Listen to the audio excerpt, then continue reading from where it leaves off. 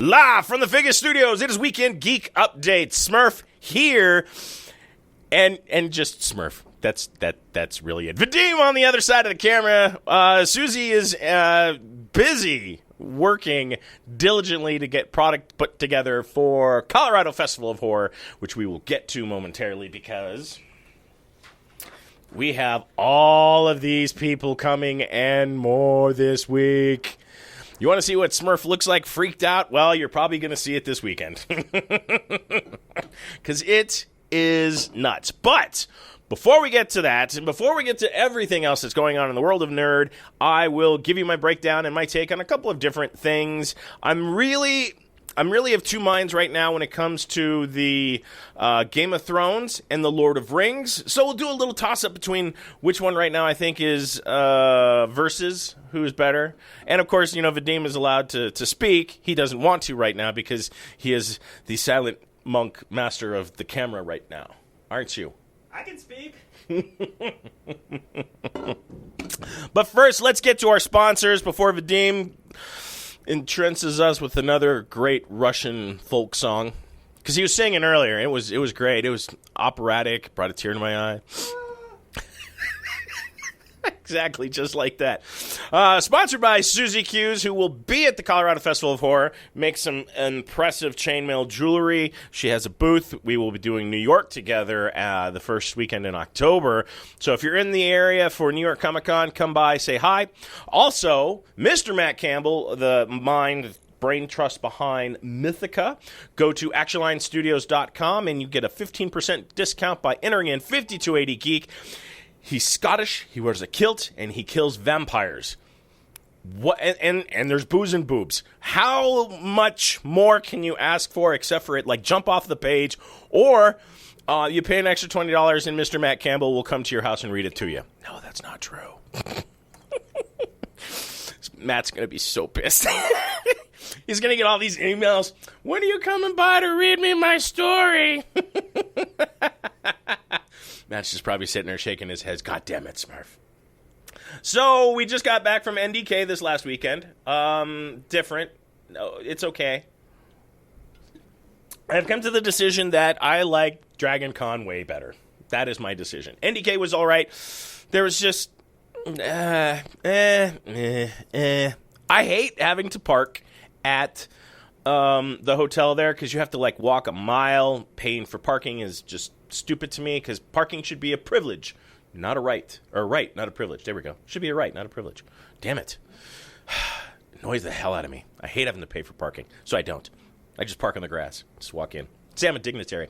But the big thing, this weekend we have the Colorado Festival of Horror. Starting Thursday, we will be at the SEI Film Center on COFOH, premiering Lloyd Kaufman's latest endeavor film extravaganza. The creator of The Toxic Avenger is releasing Shakespeare Shitstorm. That's right. Right here. Visuals today, folks.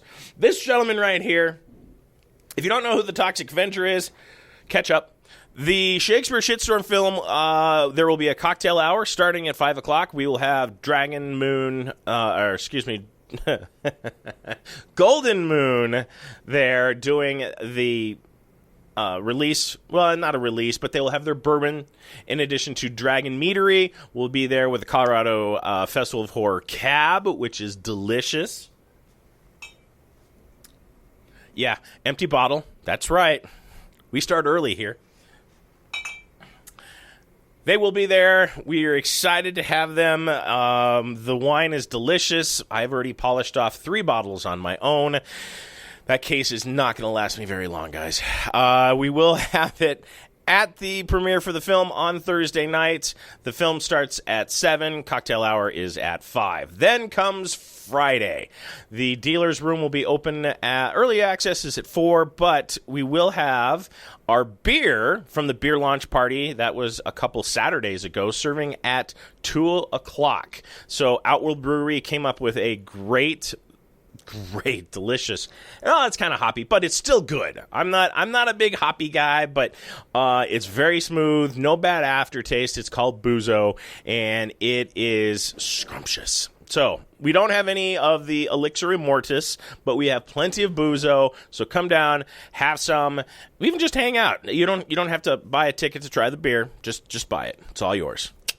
Then commence La Festival, as Friday night, Saturday, and Sunday are nothing but panels, dealer's room, movies. We have Sarah French. She will be premiering the new Pretty Boy film on Friday night, which we're excited to have her on. So Thursday, we'll have Monique Dupree on the podcast, Sarah French, Lloyd Kaufman, David Howard Thornton. I'm very excited to speak to legend Lynn Lowry, so we will have a lot of interviews coming up. The Dean, of course, will be working his magic, running around, taking photos. Check out Colorado Festival of Horror's Twitter, Twitter, Jesus. Does anyone use Twitter anymore, Vadim? I think so. Okay, just making sure. I don't, yeah. Instagram. Go check out Colorado Festival of Horror Instagram. One of the interns will be running around posting up pictures because Vadim can't do it all. He's magic, but, even he has his limitations. So go to our Facebook page, check out the Instagram. We will be hard at work entertaining you guys, letting you know what's going on for the Horror Fest. So there's all that. I have to say, now you and I were talking about this off camera. Sandman, you liked it. I did. And what, because did you ever read the book? Any of the comics? I have, but not in its entirety. So I'm halfway through the series. Okay, so do you think they adapted it well based on what you saw? I think so, yeah. I think they stayed true to the story. Obviously they changed some of the characters. Well, and I think the changes were good. I think the changes that they did made sense. I agree. But there are things that, the nerds are still kind of angsty about. And I talked about it last week when I finally came back. And I wish Susie was here, but again, she's busy working, getting ready for the con this weekend. But I think everything that they did made sense. It didn't ruin the story. If anything, it enhanced it and kind of brought it up to date. This story was written back in the 90s, man. A lot has gone on since then. So for them to take particular care and to take certain things into consideration, I think is great. So that said, Sandman's future, albeit should be secured, however, is not. Friday was, I think, the last day that Netflix was reviewing numbers. Now they don't care. So it's cut off. We don't know if we're going to get a season 2. When we spoke to Neil, he was very convinced that there will be a season 2, but he was worried about how he was going to fare once Game of Thrones and Lord of the Rings started. Because, let's face it, that is all-consuming. The nerds driving that bus are just ruthless, especially the Lord of the Rings guys.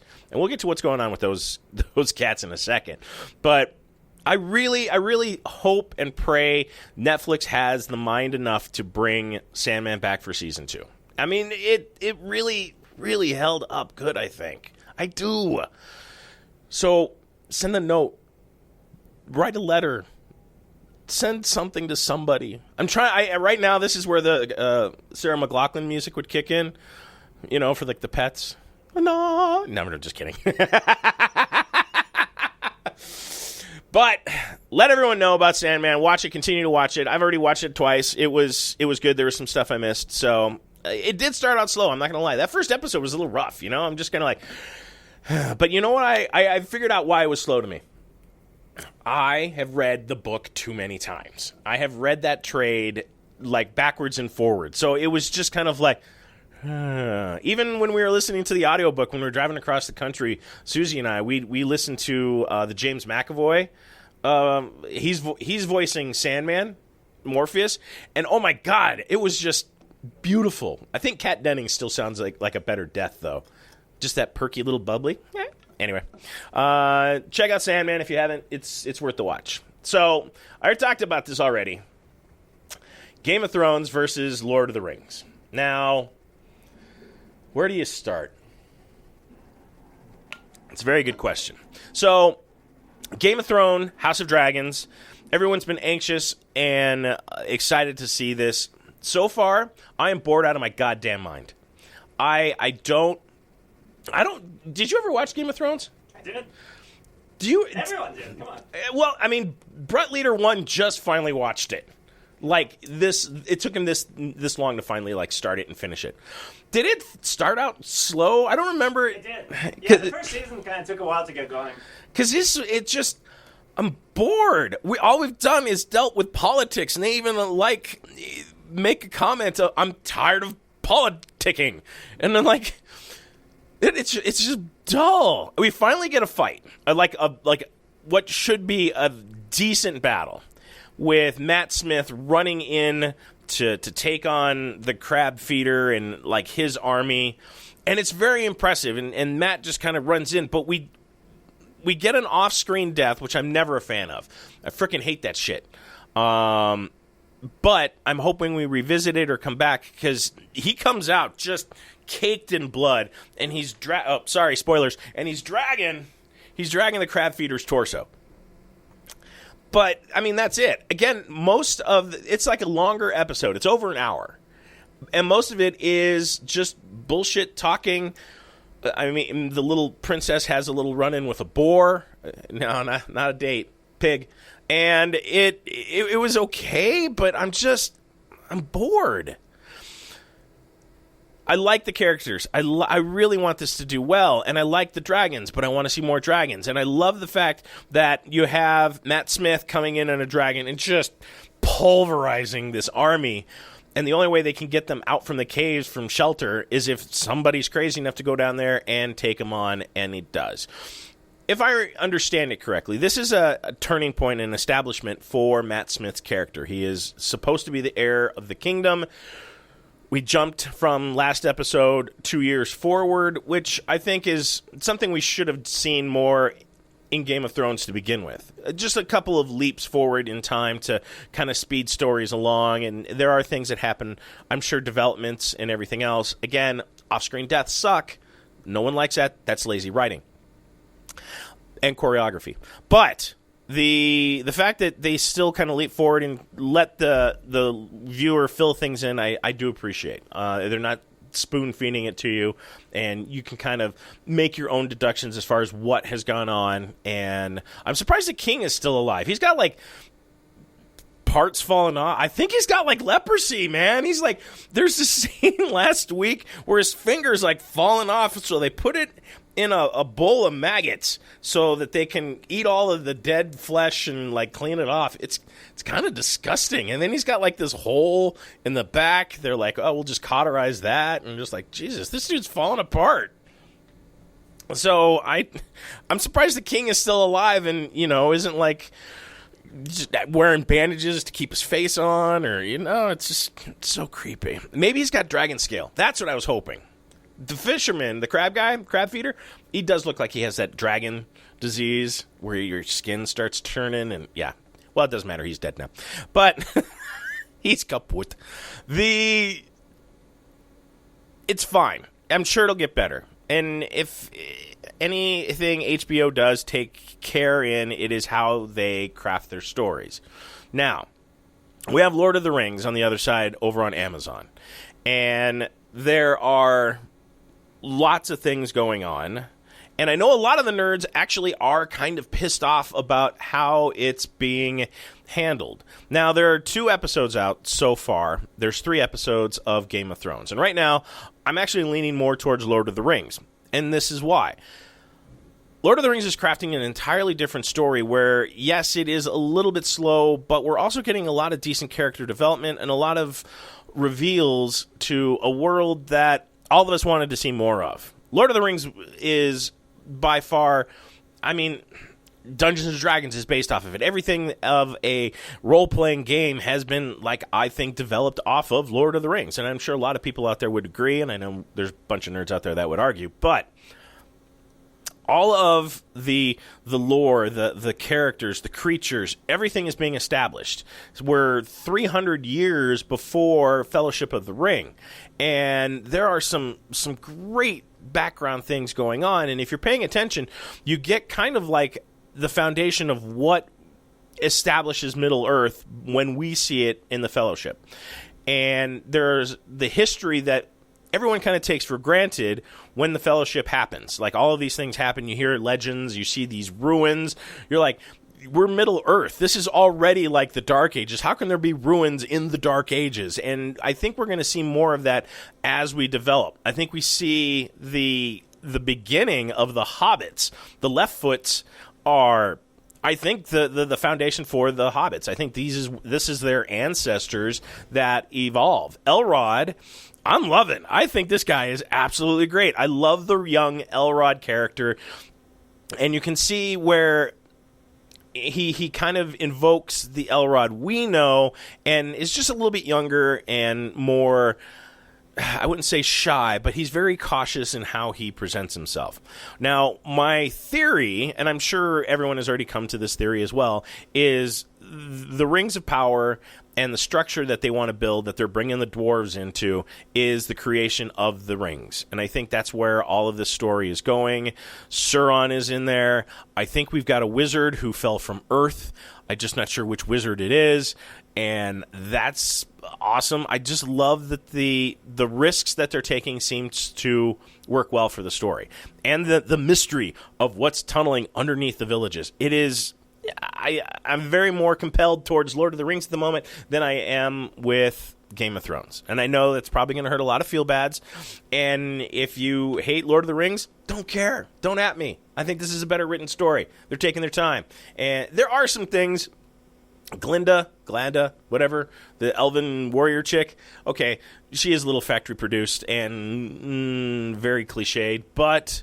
I kind of dig her character, so we'll see how this all evolves. We're about to get introduced to another race with the boat pulling up and saving her from the river or from the ocean. So I'm excited to see where it goes.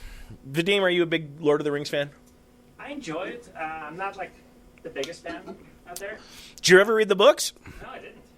It's a lot. It's a dry read. I'm not going to lie. There's some great stuff, but damn, it's like a Stephen King novel. It's that fucking big. It's too much. Let's see. Let's get to some news. Let's talk about some other stuff. Hulu, speaking of other streaming services, Hulu has released the new Hellraiser photo of its new Pinhead. Now, they're reimagining or requels. Whoever decided to start using that term needs to be kicked squarely in the dick. The image is kind of terrifying. I mean, I don't know if I would have replaced Pinhead. The actor, I think, is still capable of portraying him. I always was a fan of it, but this is kind of creepy. The image will be up. Vadim will show you. And the thing about this, and the only reason I'm kind of picking on this story, is in 1987 when Hellraiser first came out, it was absolutely terrifying. I mean, there is one film that I will admit that got to me. It was Hellraiser and Serpent Under the Rainbow, but for entirely two different reasons. Being shut up in a coffin and nailed in with, like, no, Serpent Under the Rainbow is just terrifying. Anyway, Jacob's Ladder, not so much. This, however, I'm very curious to see what happens. So they tried to do a revisit to the story multiple times, and this is actually taking place 35 years later, and they're trying to reimagine it and bring forth a new kind of take on it, I guess. The actress Jamie Clayton, who was in Hell Priest, evidently, and is very excited to take over the lead role. And from what I've seen, it looks really great. The premise of the story is a young woman struggles with addiction and comes into possession of an ancient puzzle box, unaware that its purpose is to summon the Cenobites, a group of sadistic supernatural beings from another dimension. So pretty much, well, the same thing as we've seen before, but the original Hellraiser was just bloody and gruesome and dark. It dealt with a lot, and I think I can see where they're going with this as far as the woman struggling with her addictions.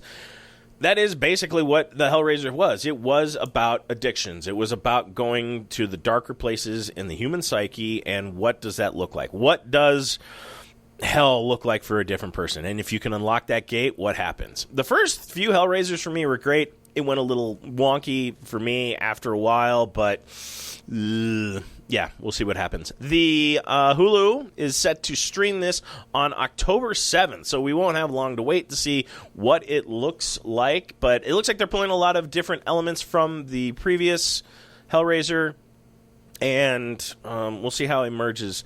Prey, which is also on Hulu, we had a review for that post up last week. It's really good. I mean, it's not as good as the original Predator. Let's face it, few things are. Come on, Arnie, Jesse the Body, Carl Weathers. Come on, you can't mess with that. That formula is just bulletproof. But this, for the story that it is actually really well done. And it kind of puts the Predators in a different light and a little, I think, shows more of the Predator ethos and the mythology behind them and just how cool that the character can be. And then, of course, the Native American or the indigenous population that is part of the story is great. You just turn on the subtitles and let them speak in the original audio. It is impressive. It's very cool. Adds a nice little element to it. So if you haven't watched Prey, read the review, check it out. It's on Hulu, and there you go.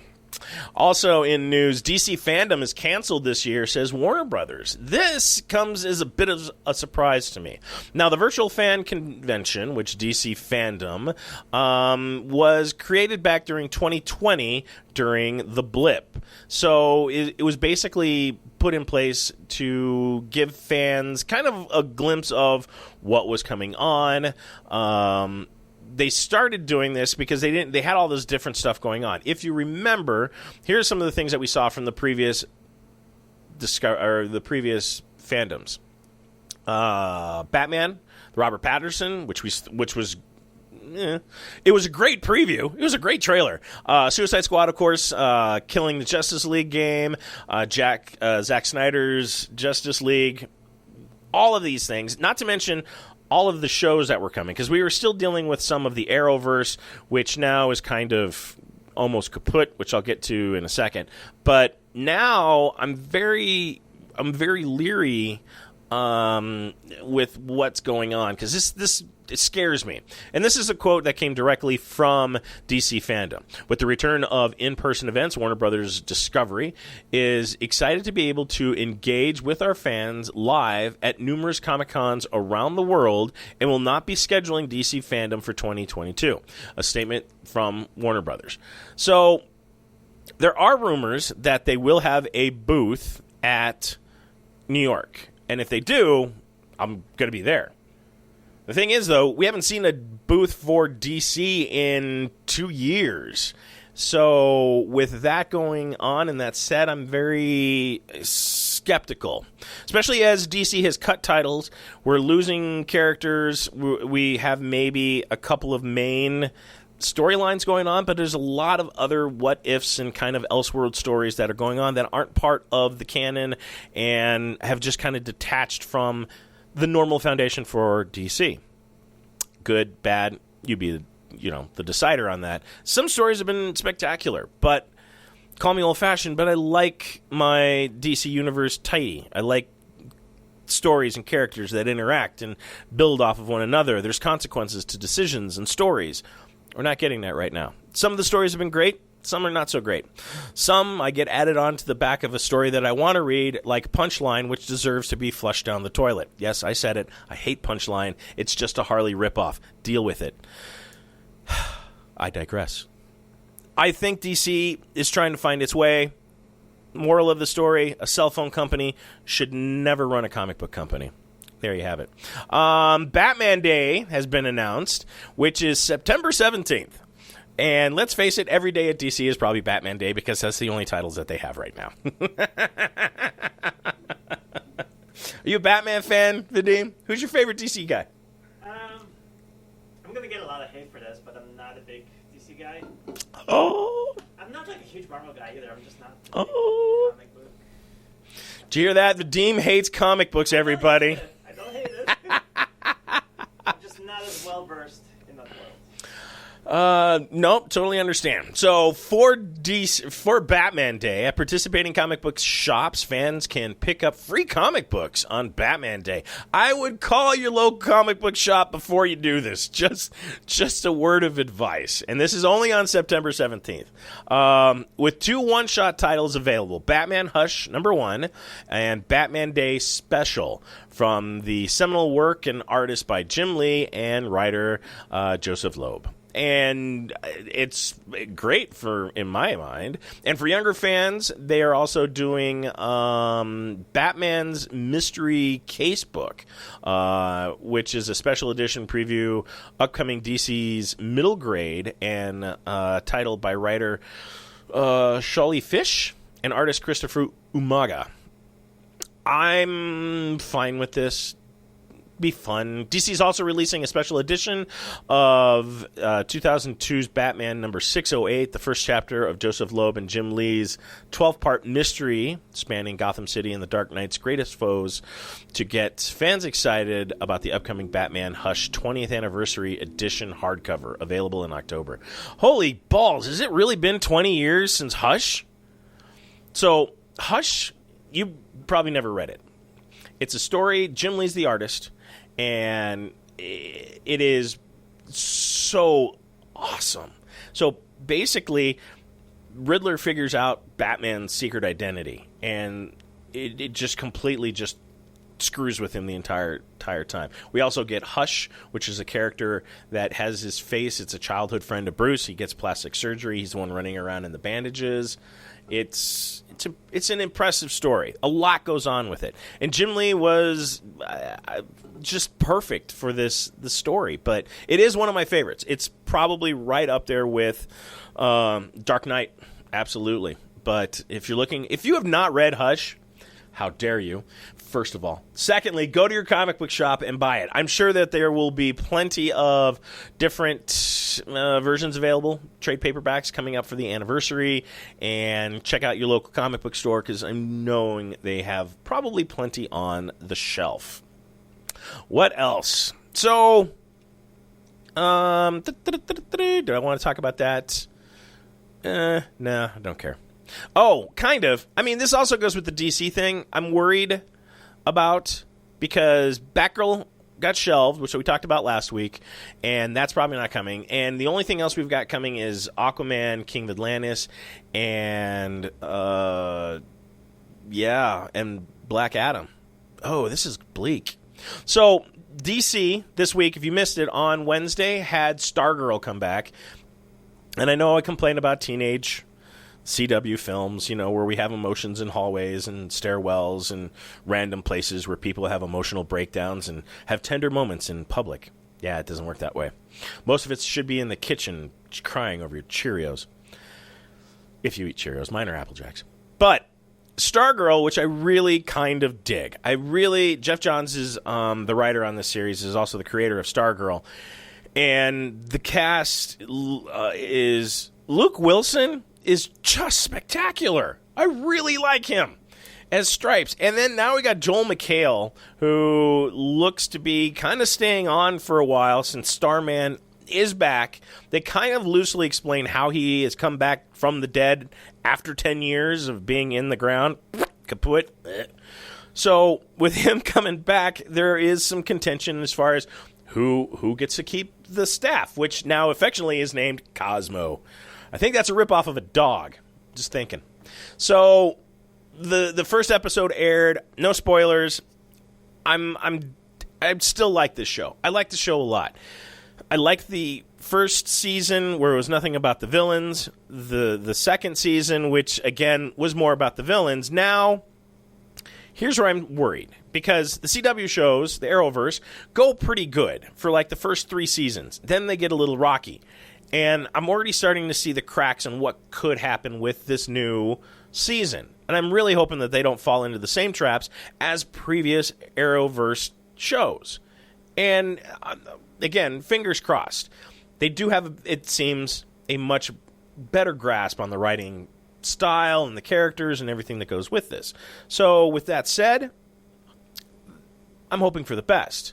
But I'm full well expecting that the wheels that'll come off, they're killing off characters, they're making villains heroes, and I'm just not a fan. If you make the villains heroes, then what? Everybody just gets around and have Tupperware parties and argue and have food fights? I mean, what are you doing? What? I know Shade is like one of those characters that bounces back and forth. Eclipso was the big bad last year, and that was kind of fun. And it was a little horror-based, and it was exciting. I'm hoping that we'll see something a little more creative this season, and we don't get the same repeat, rinse, dry, you know, the all that nonsense. No, that's bad. Ugh. But Flash is where I think is our last standing original Arrowverse. Superman and Lois will return for another season, and they're talking some changes that may bring life back into the Arrowverse, but I haven't been able to confirm those rumors yet. Flash is it. I think this is the final season for the Flash, and that breaks my heart. This was probably the most well-constructed and thought-out series that the CW Arrowverse had put together. And to see it go away really hurts my heart. Really does. Because I like Barry. I like Grant as Barry. I love all of these characters. And to see them kind of, you know, ride off into the sunset. You want to see me get sentimental? Here you go. That's it. It's as close as you're going to get. Vadim is laughing at me right now. Lovingly. So, what happens now? I mean, we're going to just have Superman and Lois and Stargirl? Ugh. But I do like that they've kind of abandoned Superman's secret identity. Almost everybody knows who Superman is now. I mean, almost like the whole town has figured it out. So, it's great. I think this is awesome. And we'll see what happens with the kids. Reign of Superman is in effect. I just wish they'd bring Supergirl. That's really, Melissa Benoist needs to come back as Supergirl. That's all I'm asking. Just once. One appearance. You can bring What's-His-Nugget back with the green ring and not give him the powers, but no Supergirl, who makes perfect sense. Diggle over Supergirl. Are you nuts? Oh, that was angry. That was angsty. I should have more coffee. Let's see. What else we got going on? So, She-Hulk. Have you watched it yet? Not yet. Are you going to? Something like. I mean, it's all right. So, I don't know. I don't know which way I want to go on this film or on this series, because the character development is good, but it's kind of disappointing and bad on the action side, and the CGI is still not good. It really isn't. I don't know if it's just because they haven't rendered her properly for her green, but it seems kind of herky-jerky, man. I'm just like, So I don't know how I feel. Now, this last week with the latest episode, since they air on Thursday, it was good. I mean, it wasn't bad, but they have the fourth wall being broken by her is not as seamless as you would think with Deadpool. Deadpool actually did it really well. She-Hulk? Oh, they really need to rethink that. Dangerously rethink it. However, we did get Wong, which I was a big fan of. Okay, I like Wong because they finally address, and this is the part that I like, that they actually took the time to address what we saw in Shang-Chi. So that whole fighting between Wong and the Abomination, we finally get the whole explanation as far as what was going on. And it played into the story really well. They orchestrated it, they lined it out, and it made absolute sense. So to see that happen, I'm like, okay, I'm good with that. But my Marvel should have some action. I want to see She-Hulk get into a fight. We see the beginnings of the Wrecking Crew, which is cool because these gangsters basically roll an Asgardian construction worker and take all of his enchanted weapons. So that was kind of cool, and we get kind of a peek at that. So I think that's going to be the new villains going forward, which will be fun. that I don't think we'd ever get the Wrecking Crew any other way, because it's too convoluted to explain. So how they did it, I'm a fan of. Again, the character building is good, and maybe it's just a slow burn as they build up. The writers came out immediately when they first started this project saying, we don't know how to write a courtroom drama. It's obvious. But I'm kind of okay with it. We're dealing with, superheroes, super villains. How do you put them on trial? Especially when, you can turn into the Abomination. Tim Roth is just brilliant. He just looks so smarmy. He really does look like he's fresh out of a Quentin Tarantino film. He really does. He's just kind of sitting there, and I honestly think, just looking at the image of him just like slouched in the chair, it really does look like Reservoir Dogs. He just looks pissed off and just couldn't be bothered. He literally could bust out of there at any minute, and he doesn't. And then he's got his harem of followers. He's like got 8 chicks over off the side, and little guy. Oh, it's hilarious. So they are doing things right. She-Hulk is not a complete waste or loss yet. And with the Hulk leaving the planet, which hopefully leads to Planet Hulk, we'll see what happens. However, right now I'm undecided in regards to She-Hulk. I don't know. We'll see.